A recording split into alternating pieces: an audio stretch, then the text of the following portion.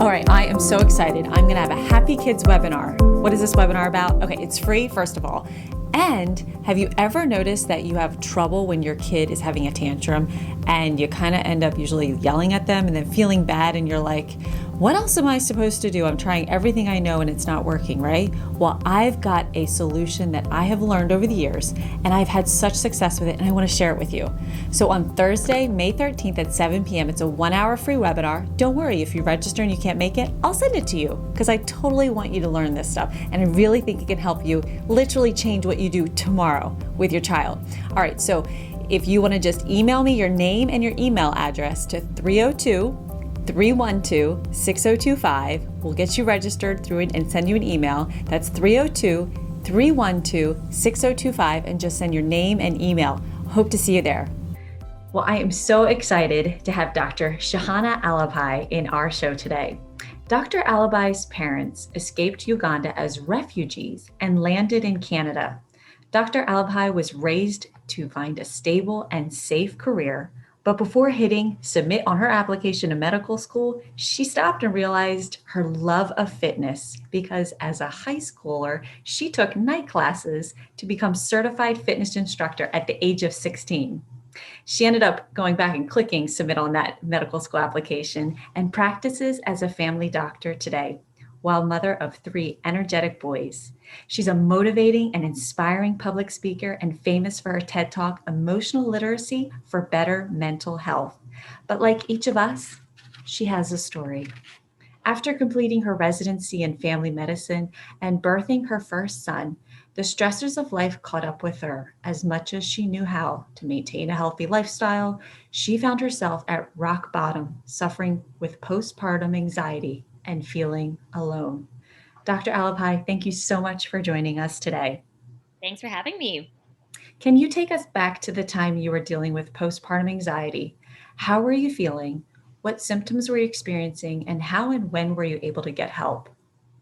Thank you, first of all, for bringing up this important topic because when somebody has a child, a lot of the times we talk about postpartum depression and people might look out for signs and symptoms of those. But postpartum anxiety is really the lesser known counterpart. And even since my oldest son, when this all happened, was born 5 years ago, more and more is being talked about with postpartum anxiety, but yet a lot of women continue to suffer in silence.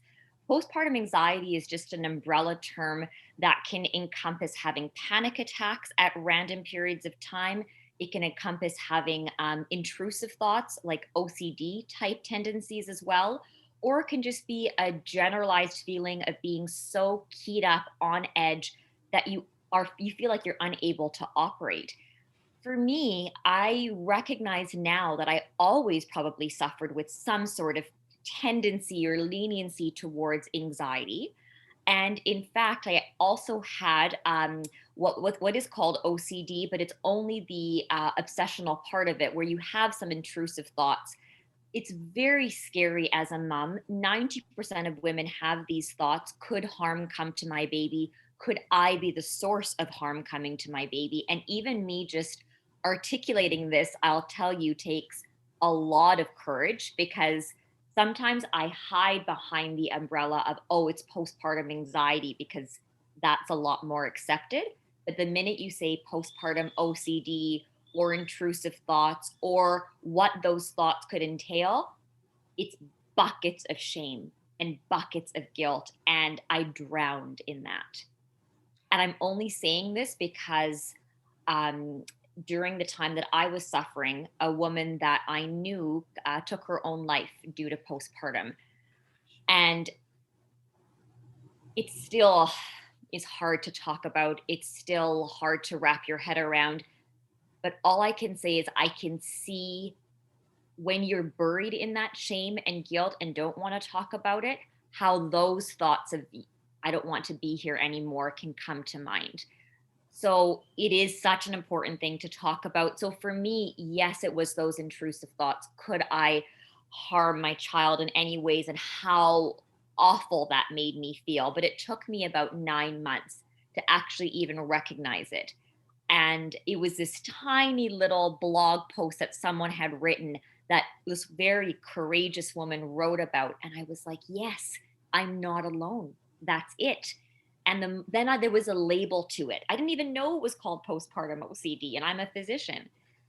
And then I began to search it. And then I began to say, okay, there's millions of women who have this. It's actually very common. It often gets misdiagnosed, but then it was the long road to recovery. And that started off with just reaching out to an anonymous physician health line.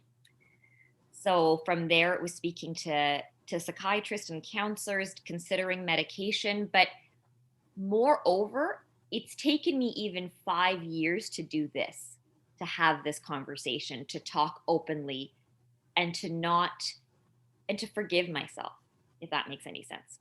Yeah, well, I think what's so beautiful about you being open, especially even on this episode, and for our listeners, so many times we as women go through things and we just think I'm the only one going through it. And we're so, well, we're our worst critics, right? We know that, but we say it.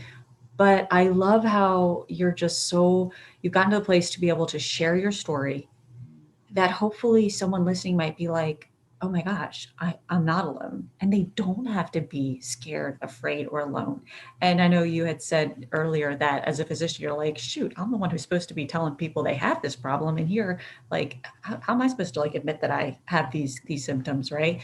But just for the very fact that you did seek it out, which is probably one of the largest hurdles to have to overcome, to just make that phone call, right? Just open my mouth and say to someone, this is kind of what I'm feeling. But my hope is that this episode will give moms and those listening hope that the benefits you reap of just open your mouth and say it to that right person, right? And I think we live in a society that puts motherhood on a pedestal, right? And that's not a bad thing. Of course, I understand it is a wonderful journey to be pregnant. But the minute you get that positive sign on a pregnancy test, we think that everything is all unicorns and rainbows. And it isn't, right? It isn't. And I think a lot of people, because having a child can be so difficult and such a long road, by the time the baby comes, you think, I don't have a ground to complain because I finally have my ticket. I finally have the pot of gold at the end of the rainbow. And you have to realize that when you add anxiety and sleep deprivation and now caring for this tiny little newborn and then wrapping it up in a package where you have to look perfect while doing it, that's a hard standard to live by. And I think we talked about this too a little bit before, is that don't you find that we as women, I don't think we're very supportive of each other, right? When you look at a woman, a mother who seems to have it all together, the first thought is not, oh, I'm proud of you. It's, what are you doing? You must have help. You must, right? Compare. And then you see that perfect picture, even Exactly. on social media, and you're like, crap, I can't say what I'm really going through because it looks like nobody's going through any of that. But there's always a story behind it. Yes, comparison is a thief of joy. And I wish I had known that earlier on. But Comparison is a thief of joy. I love that. I'll be the first to admit that I looked at a lot of moms going, oh, why couldn't I be? Why shouldn't I be? And I had a counselor once tell me that, Shahana, you're shoulding all over yourself. I should do this and I should do that and I should.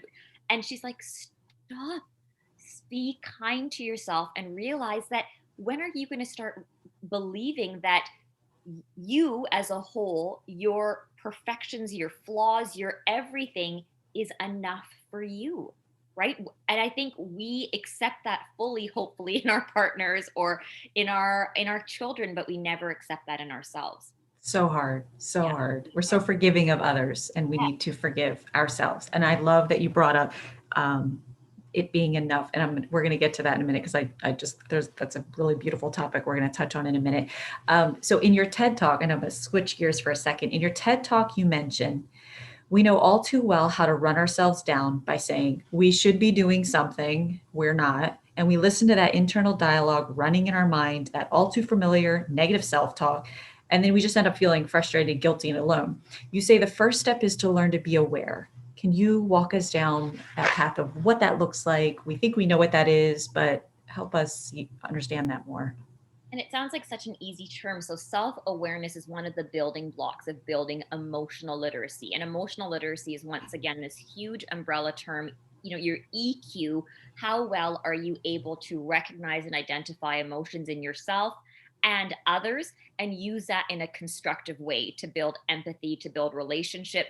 So that's EQ, in a big nutshell. But one building block of EQ is really self awareness. And I think of self awareness as having very of a similar tenor as mindfulness in some ways. It's the ability to recognize that you are not your thoughts, right? There's this great example that Andy Puttycombe, the founder of Headspace, gives, right? This idea that there's a lightning storm and you're watching this thunder and rain from the inside, and you're watching it and you're observing it versus being in that rain completely drenched and soaked. So, which one would you prefer? Many of us are being soaked by our thoughts, being drenched, being flooded, right?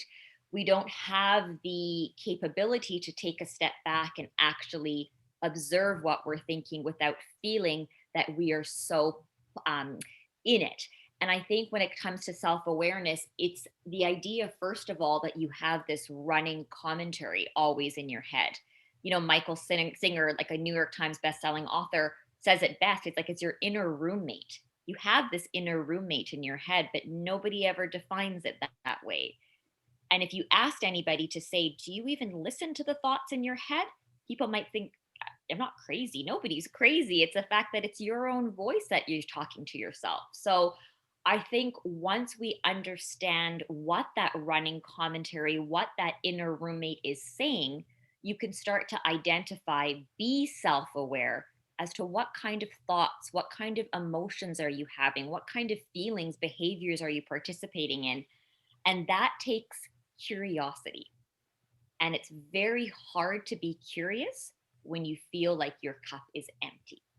So for me, this is not scientifically proven, but this is my belief that one of the rate limiting steps for especially moms to have that mindfulness, to be self aware, is that we feel like our cup is so empty. We feel such internal exhaustion that it's really hard to be curious about how we're thinking.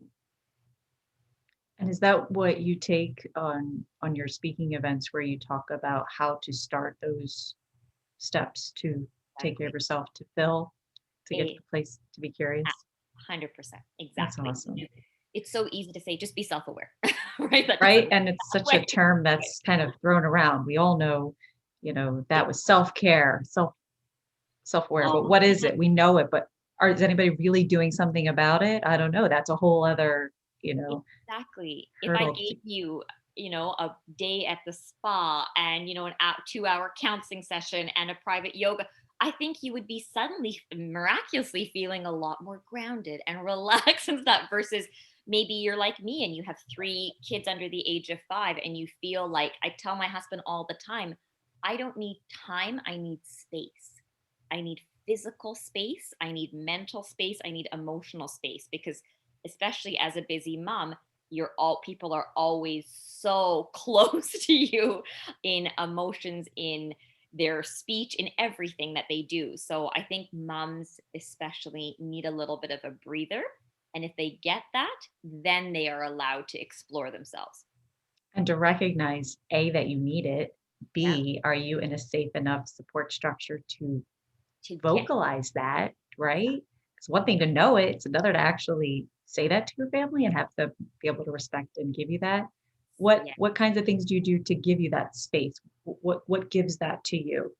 So for me, exercise is a huge thing. Like, if it's going for a run, going for a walk, leaving the house premises, like I need to be gone. So getting that fresh air and listening to podcasts, because I think we talked about this too. You put someone telling their story in your ear and you travel with them. And I love listening to these kind of biography type stories. Like I just listened to one by Melinda Gates on the Brene Brown podcast, and it was enlightening to hear about this woman who obviously has done such incredible work, but to hear about her beginnings. She started Mhm. off like any one of us, right? So I love hearing about the real struggles that people have and how they've overcome it. And that is very grounding for me. Yoga, obviously, I'm lucky to have a good support system with parents and my sister and things like that. But I think even then, sometimes you just need that inner quiet, and that's usually found in nature, right? Going outside. I love that. Yeah. So you had already studied nutrition, exercise, and medicine for 10 years, Yeah. but you still found yourself dealing with all these symptoms we mentioned earlier. You said you found the missing link, blink, healthy thinking. Mhm. Can you share with us what you mean? I mean, we'd all think of what that means, would mean, but can you break that down for us? What is that, or how could we even start thinking that? Maybe it's going to help us realize, oh, I kind of think along those lines already. Healthy Yes. thinking. I know it was one of those things where I didn't want to put a finite definition on it. So it just had to be think better. So what by that I mean, once again listening to a podcast, Tony Robbins, and he said something that changed my life forever. And it was this idea that your brain's job is not to make you happy; it's your job to make you happy. Your brain's job is not to make you happy; it's your job. So this idea that you can't walk around life thinking that I'm going to feel happy at random times, you actually have to train that ability. And I wish someone had told me that. I thought this was a coincidental thing. Something great happens, I feel happy. Something bad happens, I don't feel happy. And of course, our emotions, our energy in motion, they wax and they wane with time.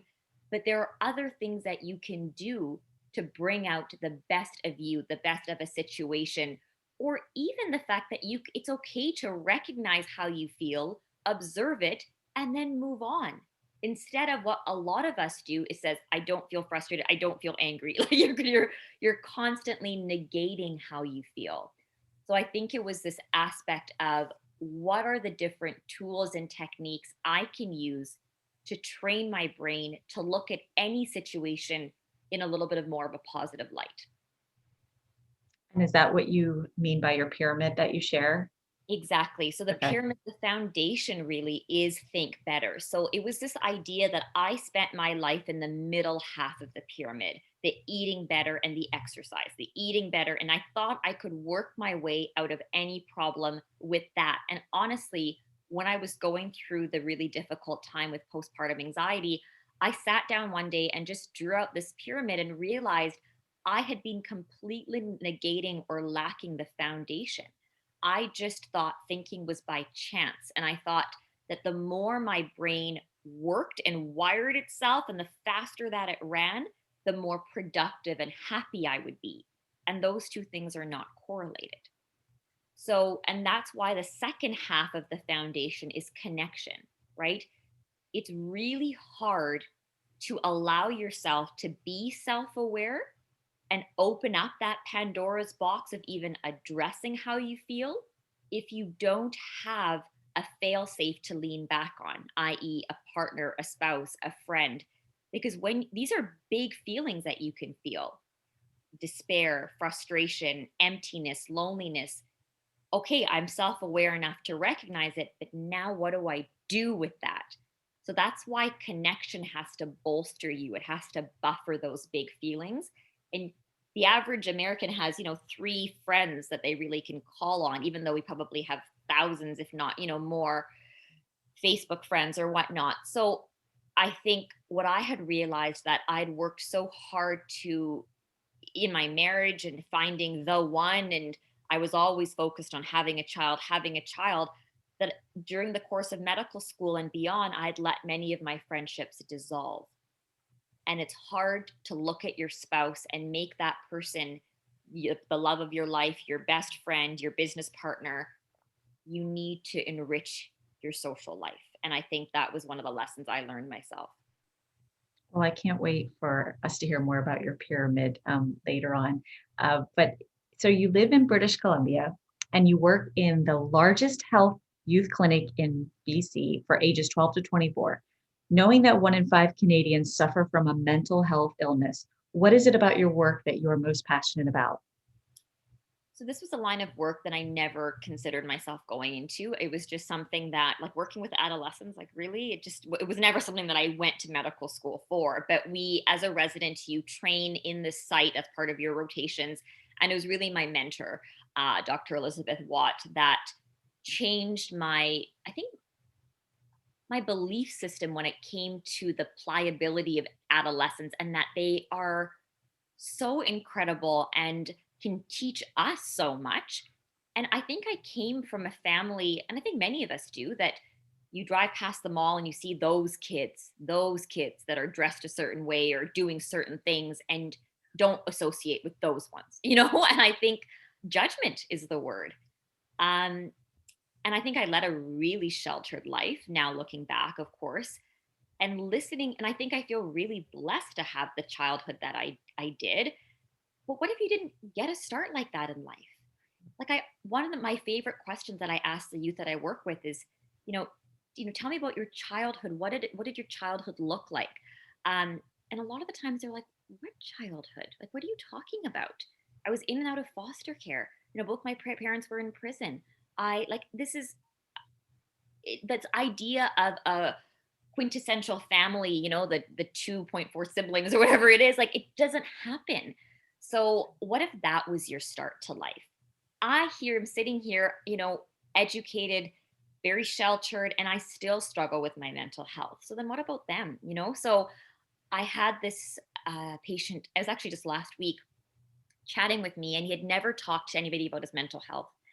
And I was seeing him for a different issue, and he came and he's like, no, I think I want to talk it out. So I said, perfect. This is what I'm here for. Let's just talk it out. And he's like, but one thing that I've realized is that I see myself as a teenager with potential. And I just took a step back and I said, did you just hear what you said? I said, you are 17 and you can articulate so well. I see myself as someone with potential. I'm going to start asking that to many of my youth, because I think, isn't that a differentiating factor? Yes. You see yourself with potential, or do you not see yourself with potential? Neither one is right, neither one is wrong, but I think we can learn a lot through the answers of them. Mm-hmm. And I think the reason I love the job so much is because a lot of the times as a physician, your name becomes synonymous with a prescription pad. See your doc, get a pill, go. See your doc. And I tell the youth that I work with, just because you mention it doesn't mean we have to medicate it, right? Just because you mention it doesn't mean you have to medicate it. Mention it. Tell me how you're feeling. But I feel sometimes the pendulum has swung the other way, where someone tells me that you're feeling anxious, you have anxiety. You feel depressed, you have depression. Well, no. Right to a diagnosis. Exactly. You feel anxious. You feel depressed. You will millions of times in your life, but that doesn't mean you have a diagnosis. And I'm not negating people who actually have a medical diagnosis, not at all. Just that, finding that happy medium is maybe you don't. Maybe it's just just keep talking to me. Keep talking.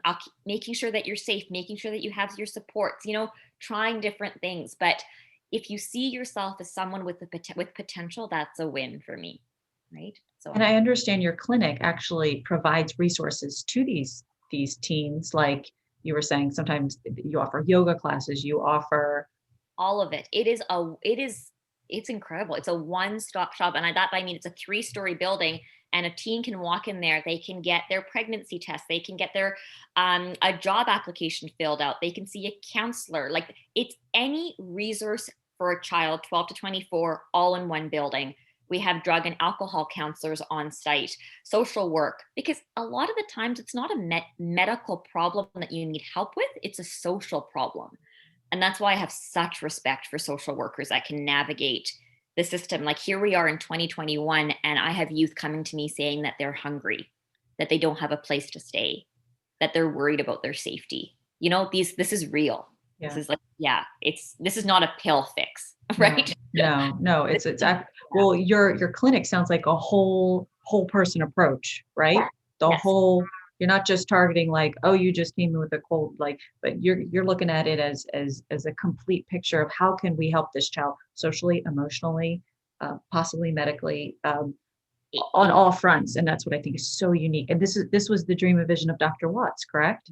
Yeah, she was a big founder of this. And now it's called The Foundry, and now it's in multiple locations across BC. But yeah, it's such a blessing to work there. And don't you think, I think everyone needs this kind of care. I agree.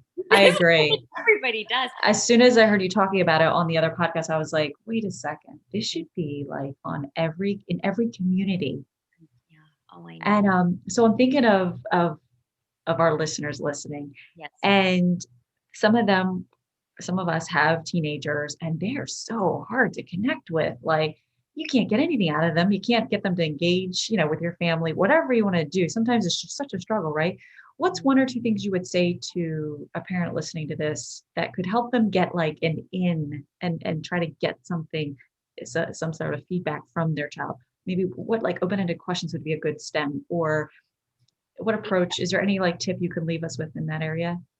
You know what? I think a lot of the times that there's that feeling of worthlessness, this feeling that I don't have anything to contribute when it comes to a youth. And I think trying to shift the conversation for them in terms of thinking in the next 5 or 10 years, like just tell me what do you want to be? What do you, and surround them by these positive stories of people who are changing people's lives or making a big impact. I think they need to see themselves as someone who can contribute and make an impact. And I had this youth the other day, and he was talking to me about how he's building this special cage for these animals that he's having. And to be honest, I thought he was spending most days in bed. Like I really didn't think that he was being productive at all, but his eyes just lit up when we began talking about these animals. I think every youth has that. Every youth has that for him it was geckos. So every youth has that gecko, that thing that makes their eyes light up, and it's your job as an adult, their parent, or even to find them a counselor that can help find that thing that lights their fire. Realizing for you as a parent, sometimes you're too close. And that can be really hard, maybe, and it's okay. Maybe it doesn't have to be you. Maybe your job is finding the other person that they can trust. There was this survey that 1 in 3 American kids, have a trusted adult. 1 in 3, which means 2 in 3 do not. So if you are not that person, make yourself available, but it's okay to hand the baton to a school counselor or somebody else. And once your child feels comfort and safe, then they will turn back to you. Brene Brown said it best. She said, we raise two types of kids, one that knows to ask for help when they need it, and the other one that doesn't. So if your child at least knows how to ask for help, that's a win. And And also, they will, sorry, go ahead. no, I was just going to think, parents, just be kind to yourself. Like, you've raised this little thing since, and you know them best. And sometimes it's this push pull. But the more that you can take charge of your own mental health and show them, kids respond through actions. If they see you taking the steps, if they see you seeing a counselor if you need to, if they see you telling your story without shame, hopefully they will learn from that too. This made me think of my school counselor shared with our staff one time. Every kid needs actually seven different people within the school to have that positive connection for them to feel I'm a part, I'm needed, I'm wanted, I make a difference. 7, that's a lot. A lot. A lot. I mean, we got a lot of work to do. And the other thing that what you said made me think of was a child isn't going to offer information or risk asking a question because of what they're going through unless they know that is a trusted adult, right? Yeah. And that's so much work on our part, how we help kids. It's okay if you don't have the right answer. It's okay. You're feeling like that today. That's tough. I'm really sorry. Like them knowing you have that empathy towards them opens the door. I say this in another podcast. Empathy opens the door to connection. Yes. Try it. I know it feels funny because you're like, well, that's stupid. Like, you're just like, I can't believe you're thinking that, but that's what you want to say. But if you're like, okay, that sounds crazy that they're having a hard time with that. But if you just say, oh man, you're really having a hard time with that. That's really tough. Just say it. And all of a sudden it just, you can just see them relax. And don't you feel like we always want to fix things? And this is not our fault too. We do. I think of society. Exactly. You say it, here's your answer. You got a problem? Okay, try this. Exactly. Don't you hate it when your spouse, you'll tell them a problem and then the first thing to tell you is how to fix it? Like, I don't want to know. I want you to empathize with me. I told my husband the other day, I have a really bad headache. He's like, you don't eat enough. You need to eat more. You need to drink more. No. I have listen to me. So I think we do the same thing with our kids. We do. Right? If they have a boo-boo, you put a Band-Aid on it. That's what you're trained to do. But it's okay, like you said, to say, oh, that's really hard. Yeah. That's really hard. I understand. Right. Yeah. But not offer 10 different solutions for that problem. And I think we will find our kids coming back and Yeah. sharing more of what really happened, or because we're so used to admitting that we had a thought that wasn't so great and getting that criticism. We Yes. shouldn't, that's not, you shouldn't think that. And it's like, oh crap, now I feel bad for thinking it. So I'm never going to tell you again what I think. Exactly. But if we can just, wow, open up that empathy piece. So, and I know you shared this in another discussion, and I just want our listeners to hear, what are the top 3 reasons the youth come to your clinic? Yeah. So really, although we function as a full-on walk-in clinic, we can see everything under the sun. But really, at the end of the day, number one is mental health, I would say, because we do have a different structure where we can spend a long time as needed. And nowadays it's more of the phone, but still a long time with youth, really get the story. The second one I would say is really contraceptive needs. We hand out free birth control as they need. And it's just really that education piece, right? I'll often get this question, well, why do I have to worry about it? Well, like that's kind of the way that we were designed. And second of all, too, it's this advocacy piece. Like this is a chance for me to have a conversation with you about your sexual health, your mental health, and how this openness is really important between us, right? So I think a lot of the times women especially walk away from that conversation feeling a sense of empowerment that they can take charge as they need. Um, the third one would be really sexually transmitted infections as well, which goes hand in hand with the second most common reason. But once again, not feeling a sense of shame or, um, scariness behind those thoughts, but realizing, okay, if this has happened, what do we need to do to treat it? And how do we be more careful the next time? Yeah. Yeah. Thank you. And I know you had started out earlier talking about the phrase "I am enough," and I know we had talked about Blake, my co-ski from Tom's Shoes. And do you know that I actually reached out to his team to see if he'd come on my podcast? Oh my goodness. I haven't heard anything. So any of the listeners out there, if you have an in, that is like such a shot in the dark. And I'm like, hey, he says no, I'm not better or worse for it. But I love how you and I were talking recently and you were like, he says this phrase, "I am enough." And as soon as you said it, it was just like, we've got to share that like multiple times with moms, right? Like, let that sink in. If there's one thing you go away with today, you know what? You are enough. And I don't know if you want to add anything to it, but when you said that phrase on our last call, I was like, I just love, I'm just going to sit right there. Exactly. And I think I acknowledge you. I acknowledge for all the effort, all that unseen emotional labor that you do. I'm there with you. I see it. I see how much you probably lie awake at night wondering about things, worrying about things. I see you. I see you for who you are. I think moms need to hear that.